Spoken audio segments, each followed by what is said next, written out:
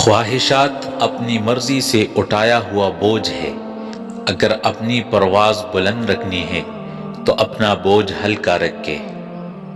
غلط فہمیاں بھی کچھ ایسی ہوتی ہے، بظاہر جو نظر آتا ہے اصل میں وہ ہوتا نہیں۔ انسان کا اپنا کیا ہے؟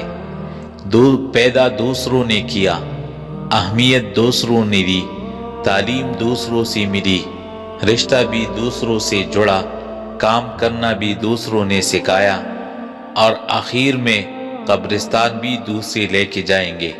تو انسان کا اپنا کیا تھا؟ کچھ بھی نہیں۔ انسان کو اگر غرور ہے تو آخر کس بات پہ؟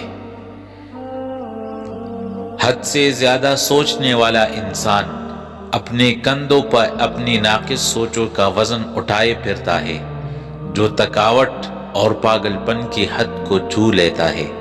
ہر بات پر حد سے زیادہ سوچ کر اپنی اور اپنی دوسروں کی زندگی کو عذاب مت بنائے، خوش رہے اور خوش رہنے دے۔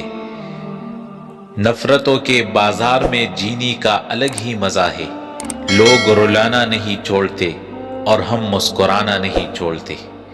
بابا جی کہتے ہیں بیٹا، زندگی میں کچھ حادثے ایسے ہوتے ہیں جو سمجھا دیتے ہیں کہ ماں باپ کے سوا کوئی مخلص نہیں ہوتا۔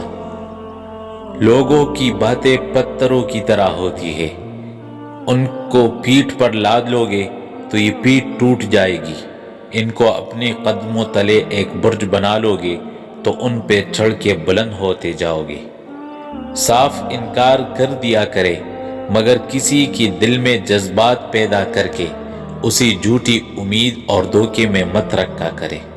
دولت نرم بستر خرید سکتی ہے مگر نیند نہیں، دولت عیش و عشرت خرید سکتی ہے مگر سکون نہیں، دولت اینک خرید سکتی ہے مگر نظر نہیں، دولت کتابیں خرید سکتی ہے مگر علم نہیں، دولت گھڑی خرید سکتی ہے مگر وقت نہیں، دولت قلم خرید سکتی ہے مگر تحریر نہیں، دولت دوائی خرید سکتی ہے مگر صحت نہیں۔ رشتوں میں کمزوری کی ایک وجہ یہ بھی ہے کہ ہم ایک دوسرے کے غصے میں کہی گئی باتوں کو یاد رکھتے ہیں، لیکن پیار، محبت اور سکون میں کی گئی گفتگو کو فوراً بھلا دیتے ہیں۔